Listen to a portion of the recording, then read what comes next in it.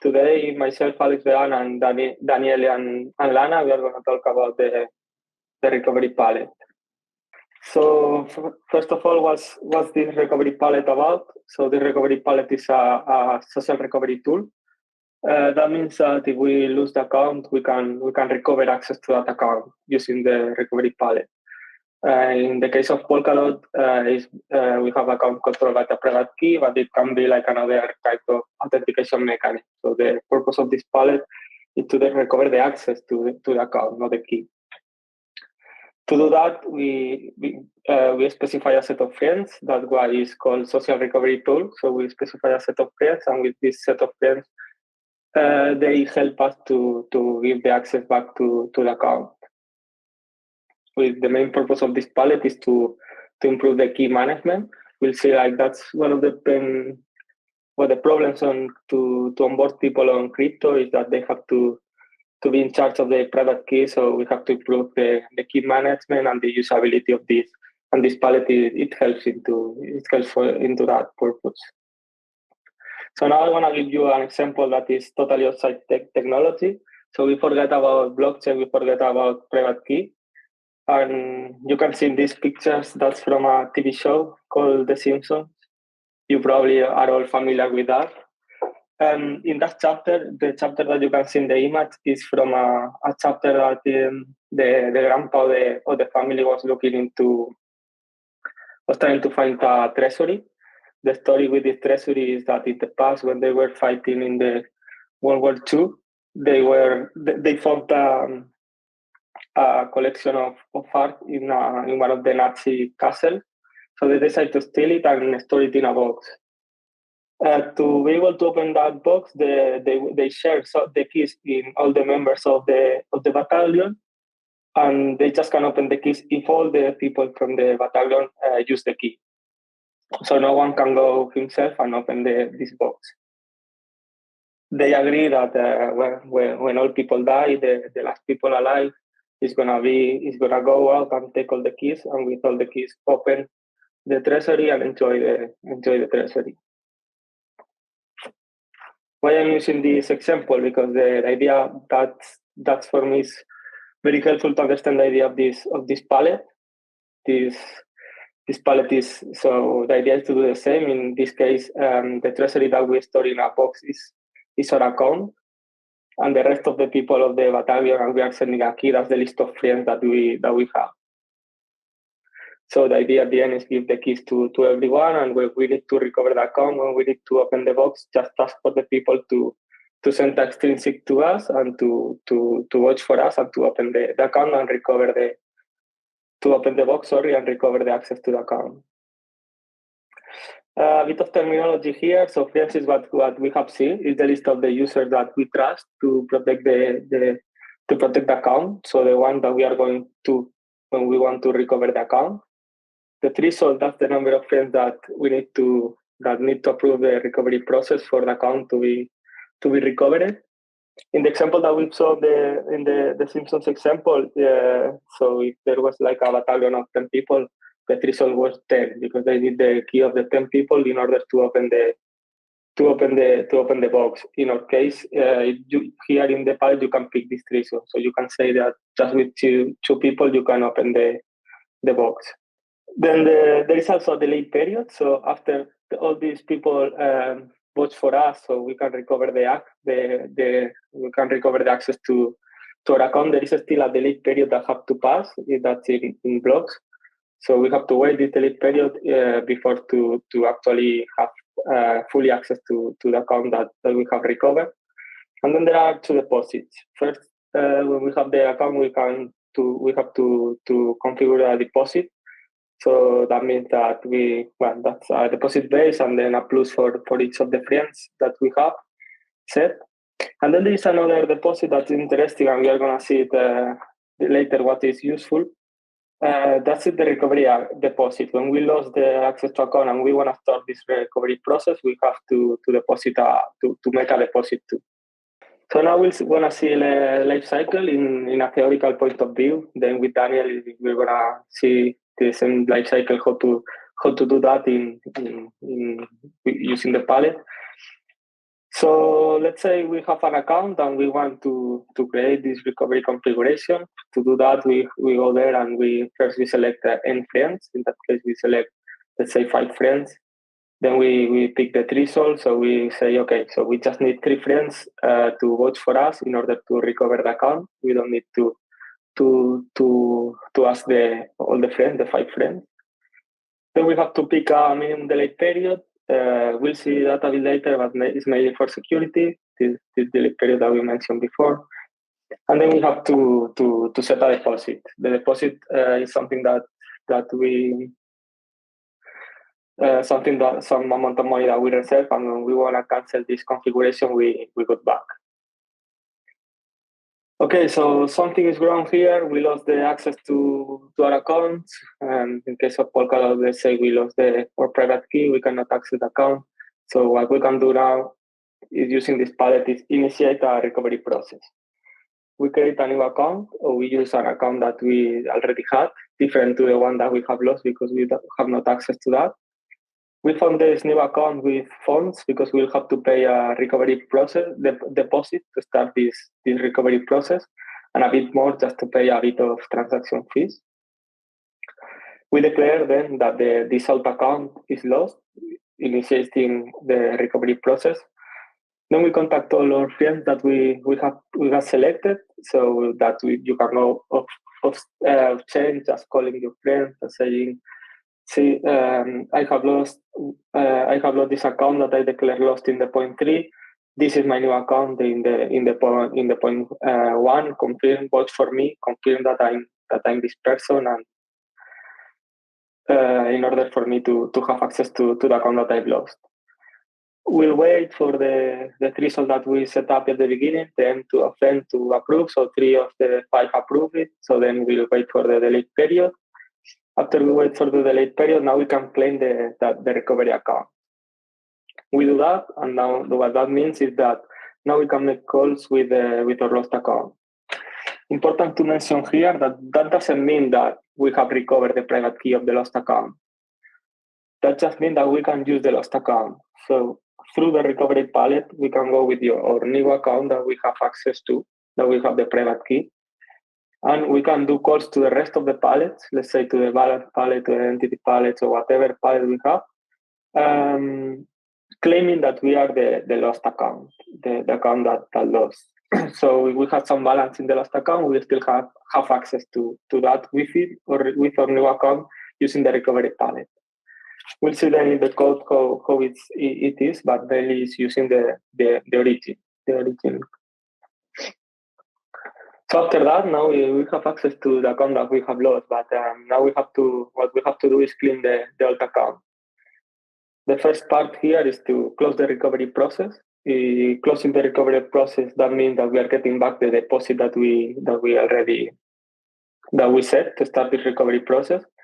We also remove the recovery configuration. So then, if you remember, we set up a deposit when we create the recovery configuration. So we get this deposit back. These 2 deposits goes to the old account that we don't have the key, but we have access now. And the third point we have to do to clean the account is we have to go through all the pallets and recover the old data. So we can go with our new account, go through the recovery pallet, calling to the identity pallet to remove the identity that we had associated to the account that we have lost, and just create a new one with our new account. We have to unbound the token in the staking pallet and stake it again with the new account. And we can go to the balance pallet and transfer all the funds that we had in the lost account to the new account. So then we will back the 2 deposits, and we will get back all the balance that we had. And as we see when we talk about the balance pallet, when the account has no funds, one has less than the existential deposit, everything is clean up. So yeah, as you can see, this pallet is very useful to recover the account that you have lost, but also that means that you have to be cautious with the security, because anyone can claim that. Anyone can go to my account and claim that they have lost their private key and claiming that they are me. and trying to get access to my account. So we have to have we need some consideration the security. That's why I think it's important to talk about it. Because all the list of users that we set up for the configuration process is useful, is public, the attacker can go and try to fool them. So they can try social engineering and go to all my friends and say, hey, this is my account because I lost the access to Alex's account, to this account. So I want votes for me to this new account, and then I'm gonna have access to that account. Even if they can fool all our friends, all the friends that we have in the list, they still can. The attacker cannot get automatically access to the phone. They still have to wait the delete period to gain access to your phones. So now you can understand why this delete period is important, because during this delete period, I can notice that someone is trying to attack my account, and I can cancel the process. So as longer is this delay period, the better. And if you cancel this process, that means that the deposit that the attacker made to start this recovery process is going to us. So that means that we are getting the deposit that the attacker made. So for someone to attack this pallet is a bit risky, because they have to do a deposit. And if we notice that before they fulfill the attack, we can get the deposit for us. So mainly the consideration are these three. So set a long delay period. If you put 6 months, that means that the attacker can have to wait 6 months to have really access to your account. So you can just be looking into the blockchain, or have some kind of notification system that tells you when someone is trying to attack you. So that's gonna prevent them to attack you. You can set a high threshold count as well. So the same, in that example, they have to fool 4 people to get access to your account. But if you have 10 friends, then you have 10 friends and you put a threshold like high threshold like 9 or 10, they have to fool everyone. So that's more complicated.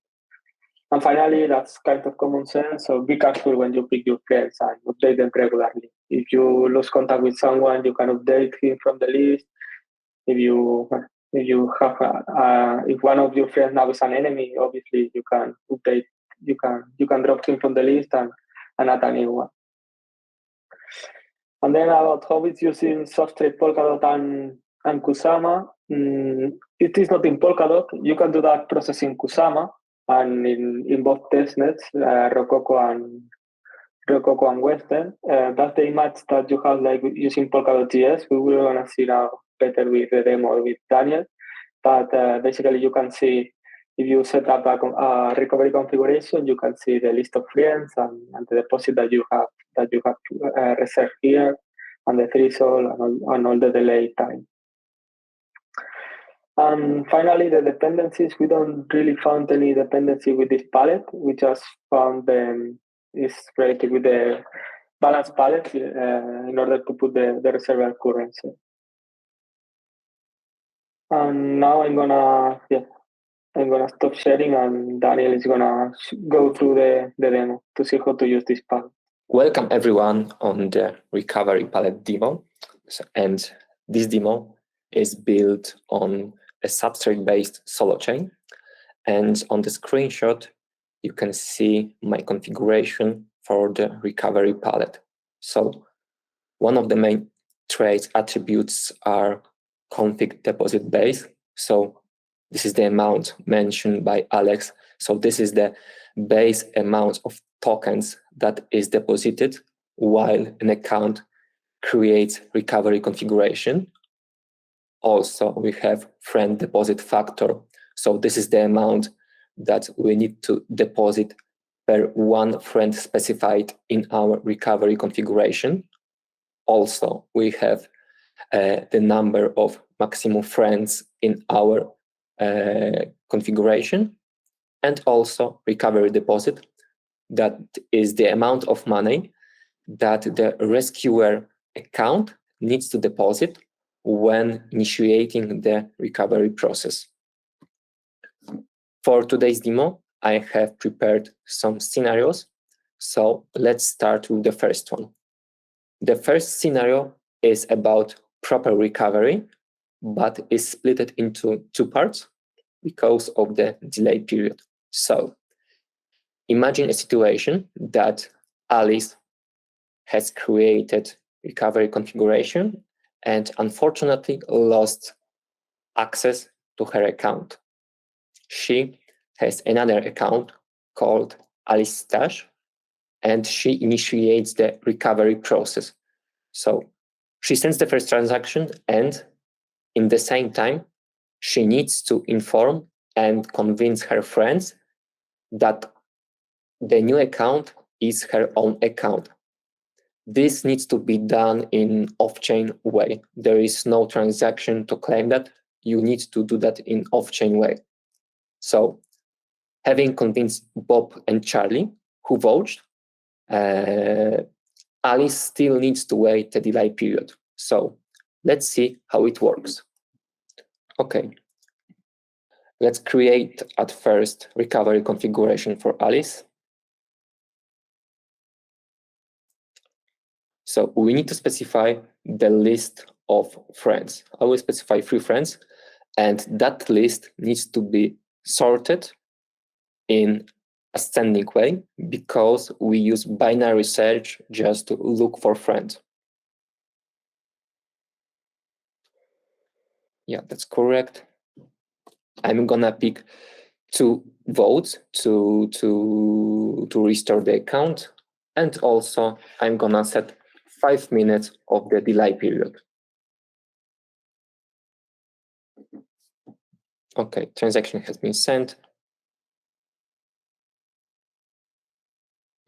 Okay, so as we can see, there is a deposit. So 50 units of the base deposit and 3 times of 5 units as a friend's deposit. So this is deposit while creating the recovery configuration. And also we can see the events from the Pallet recovery that recovery configuration has been created for Alice. Let's check the chain state.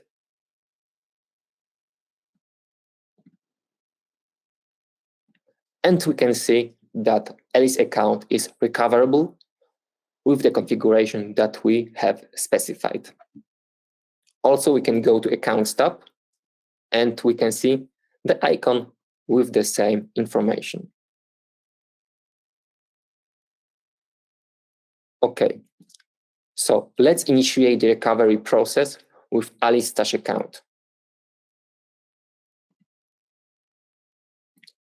I need to call initiate recovery, and I need to point the account that I want to recover. So sending transaction. Okay. Okay, so there is another deposit, and this is the deposit taken from Alice Stash account. So this is deposit taken while initiating the recovery process. And of course, the event from Pallet recovery that the process has been initiated. Let's go to the chain state.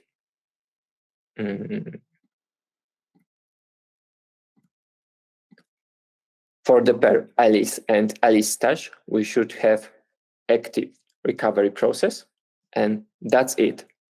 It has been created on 23rd block, the deposit taken from Alice Stash account, and a list of friends who voted on the process.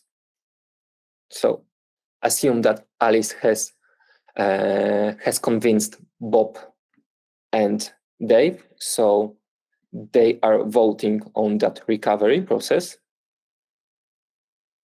with vouch recovery extrinsic. They need to specify the lost account, the rescuer account. So Bob.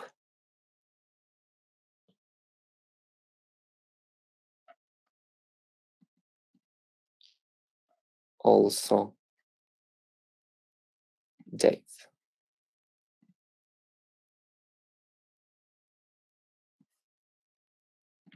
Okay, we can see in the event that both Bob and Dave vouched for the recovery process. The same can be seen in our storage.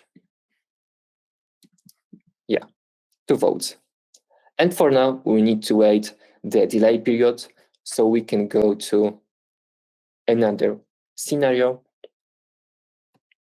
that is about malicious recovery attempt. So imagine a situation when Charlie has a lot of money and has his recovery configuration deployed on our blockchain, and Eve wants to steal his funds.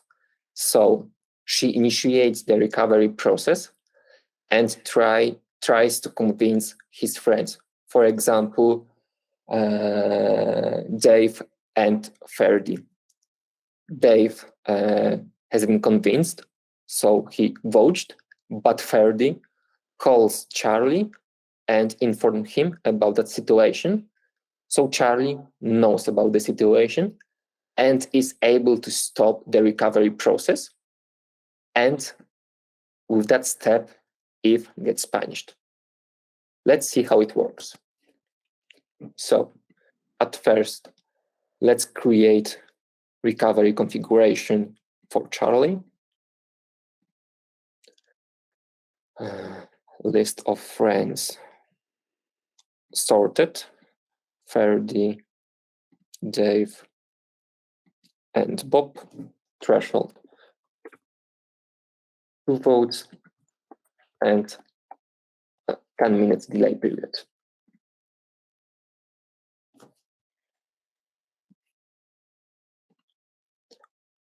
Okay, deposit taken from Charlie, event from recovery pallet. Let's initiate the recovery process as if.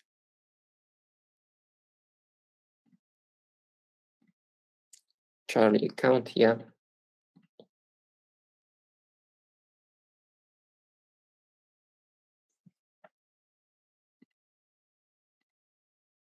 Deposit taken from if's account, recovery process initiated. So Dave votes on the process. Lost account Charlie, rescuer if.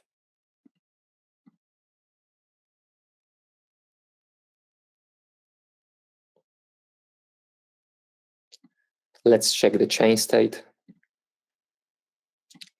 So we should have active recovery for Charlie, and if is the rescuer, and also 1 vote.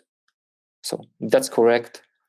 And now this is the time when Charlie sees it, can see it, and wants to stop the process. So he needs to call a proper extrinsic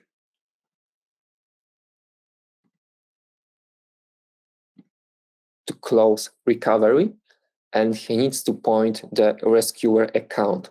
So basically sending a transaction that is signed by the account that is being recovered. It's a proof that user has access to the account, and we can close the recovery process.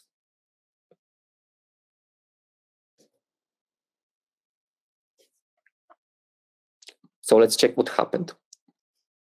So at first, the deposit that has been taken from If's account for initiating the recovery process has been transferred to Charlie's account. And also we have event from the recovery pallet that the recovery process has been closed.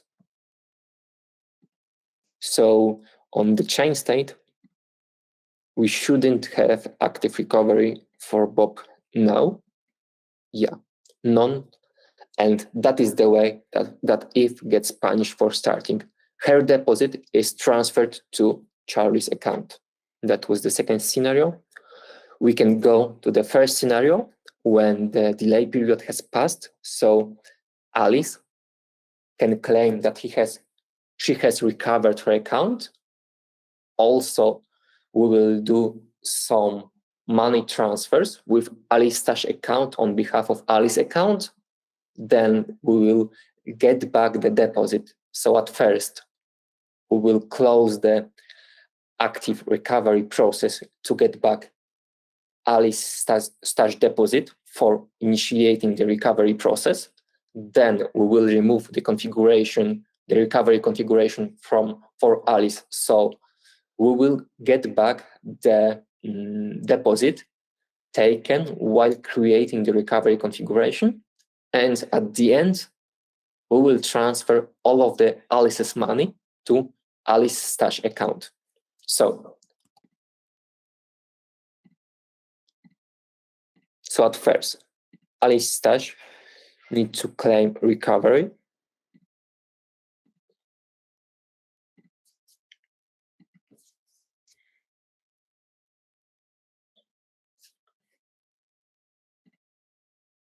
And in events, we can see that Alice's account has been recovered with Alice Stash account, and we have another information in our chain state.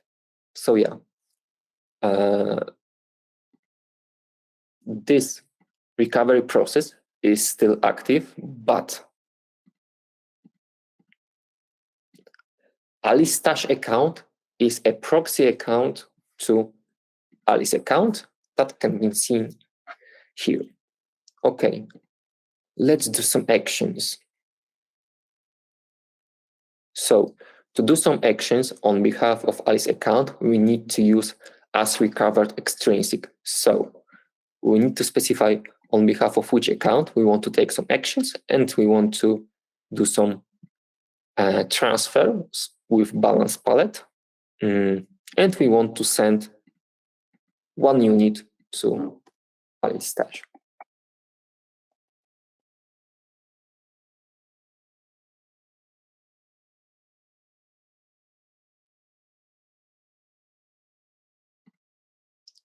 Okay, even from balances palette. So yeah, from Alice to Alice Stash, 1 unit. So this action has been done on Alice account. So let's get our deposit back. So at first, we need to close the active recovery. So we need to do with the Alice Stash account on Alice account, and we need to call close recovery on Alice Stash account. Yeah.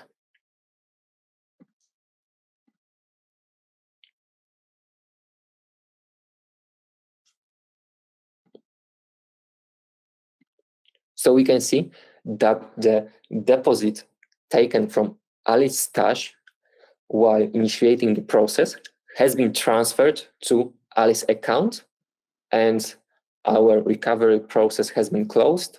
So there is no active recovery for that pair. Yeah, you can see that there is none. And now we want to get back the deposit for creating recovery configuration as Alice. So yeah, recovery as recovered on Alice account with the recovery palette to remove our recovery configuration.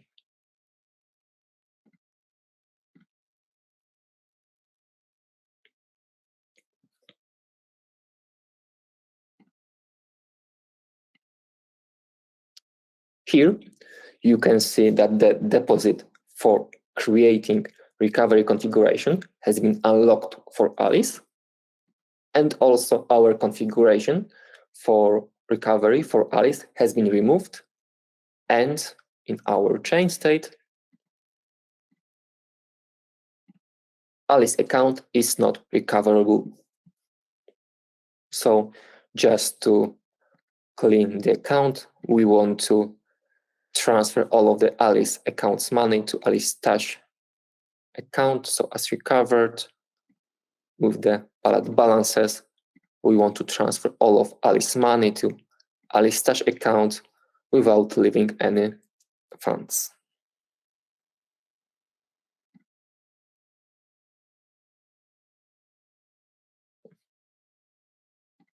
Okay, so all of the Alice's tokens has been transferred to Alice's stash account. So Alice's account is clean. We can forget about the account. That was the first scenario. And the last scenario is about sudo shortcut. So with the Pallet sudo, with only one call, we can set a proxy to our account. So imagine a situation when Bob loses access to his account and is able to convince the root. So the root sets a proxy to his account. So it can be done with the sudo pallet, with set recovered, lost account, Bob rescuer, Bob stash.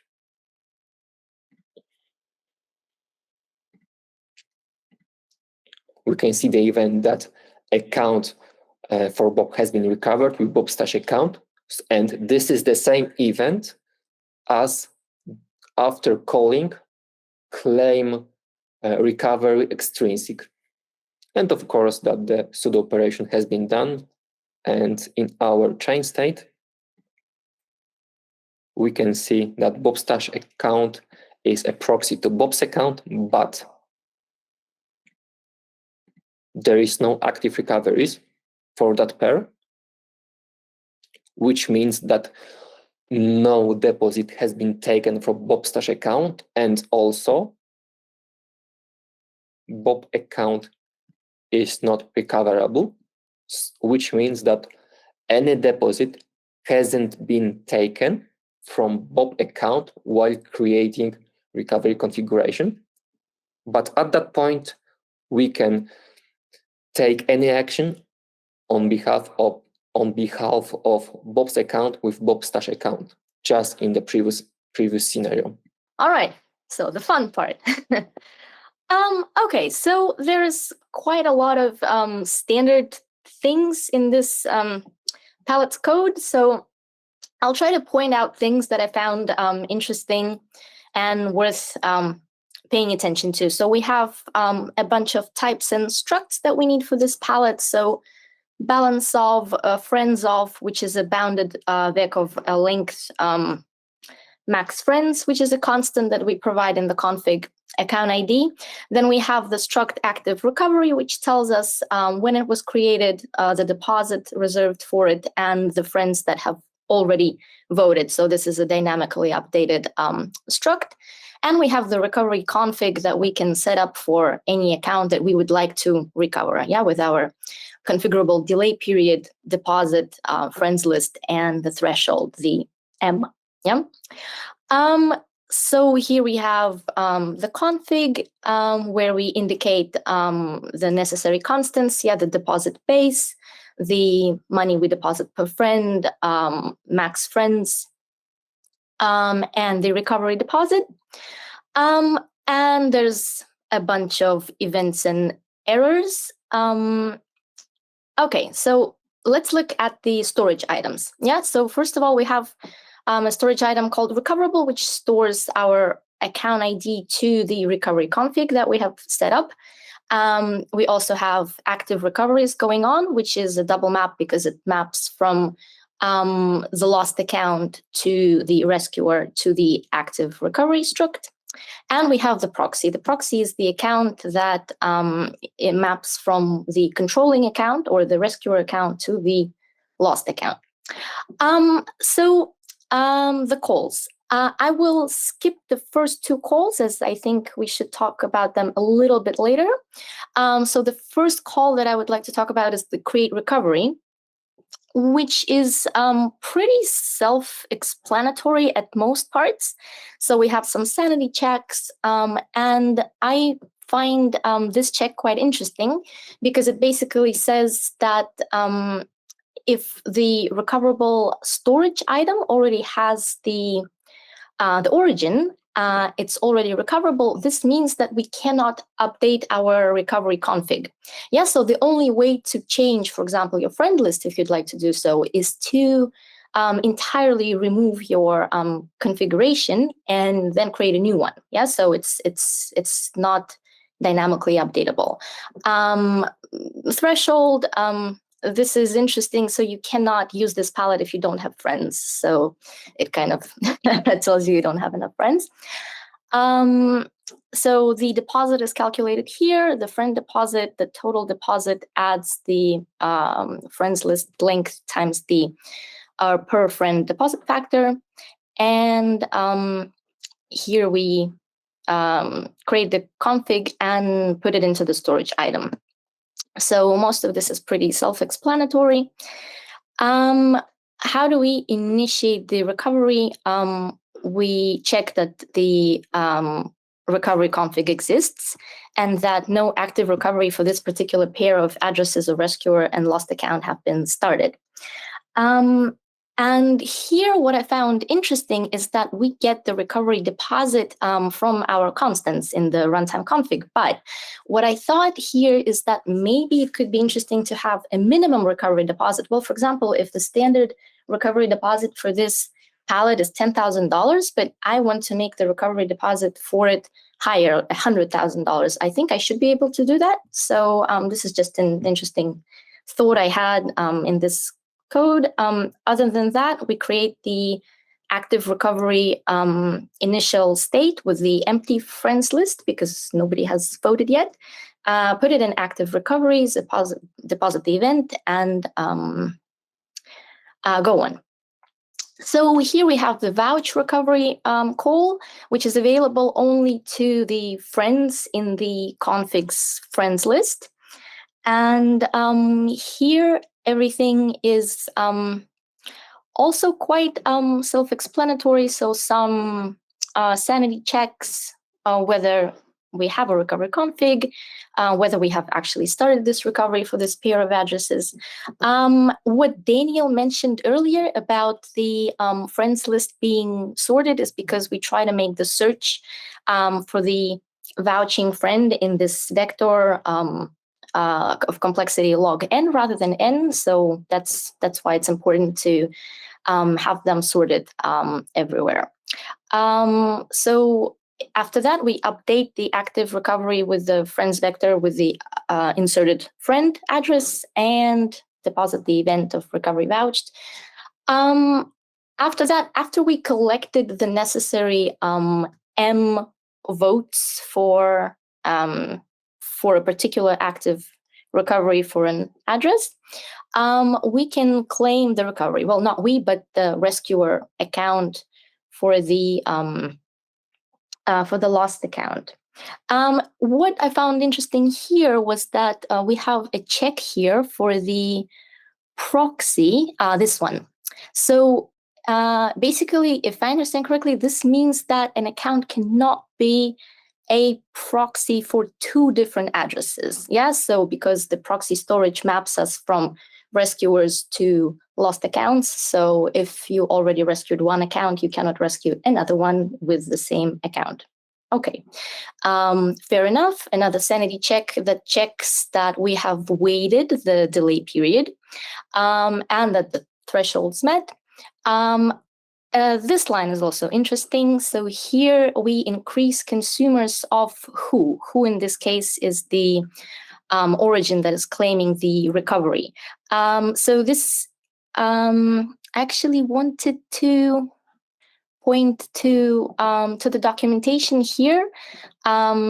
So where was this? Yeah, so until data about the account is removed in all pallets. Yeah, so basically we have this new account that we rescued dependent on this account, and we increase the consumer's count by 1. And we cannot decrease this consumer's count back to 0 until we break this connection between the lost account and the rescuer account. So yeah, I also found this part interesting. So after we do all the checks, we update the proxy, deposit the event. After we claimed that, we go back up to the as recovered. Well, as we've seen in Daniel's presentation, we can package a call on behalf of the account that we rescued. Yeah, so we have the origin signed, and we can dispatch calls and basically, yeah, withdraw money from any pallets, move them to the rescuer account, and basically do whatever we need to do to clean up that account. This is the shortcut, the ensure route, in case, if we want to use the shortcut. And the last things that are worth mentioning here is the close recovery, remove recovery, and what was the third one? Remove recovery, cancel recovery. So the first one, close recovery, it refers to just the recovery process. So after we have collected all the vouchers from the friends, and we have actually claimed the account, then we can get back the deposit for the recovery. And so we can just close the recovery process. So we update only the active recovery storage. Then we can actually remove the recovery, which is removing the configuration for the account. So we can do it from the rescuer account on behalf of the account that was originally lost. So we can remove it from recoverable storage and unreserve this deposit. And after that, what we can also do is completely break the link between the rescuer and the lost account. And as you see here, we have the decrease consumers, which breaks the link between the caller and the rescued, the lost account. And after that, we can clean up the rescuer account as well, because nothing is dependent on it. And last but not least, I really like this little Rust function, which I found very short and elegant, like a lot of Rust code is. That is actually it. So thanks for your attention.